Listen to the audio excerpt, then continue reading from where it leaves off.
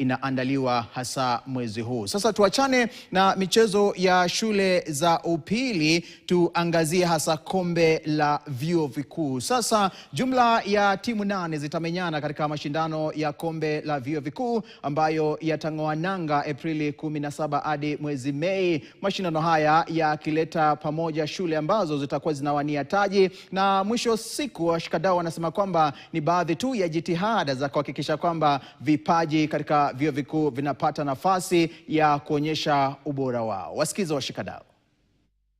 Really prepared for this because when they came for the shoots and everything else, the boys got a different type of energy.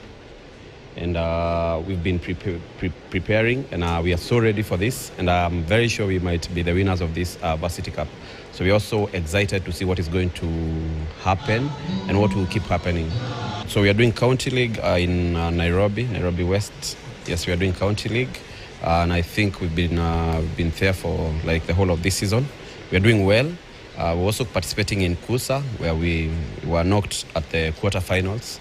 And I think it's going to help the boys see there's more to what they are doing, and at least when they are playing in the big stadiums as the other teams in KPL and NSL, I think it's going to boost their morale a lot. And if by any chance they are bringing scouts, then I think we're going to even work harder, and the boys are going to be ready for that.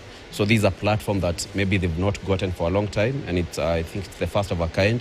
And we are ready for it. We are really waiting to see what will continue happening with the Varsity Cup.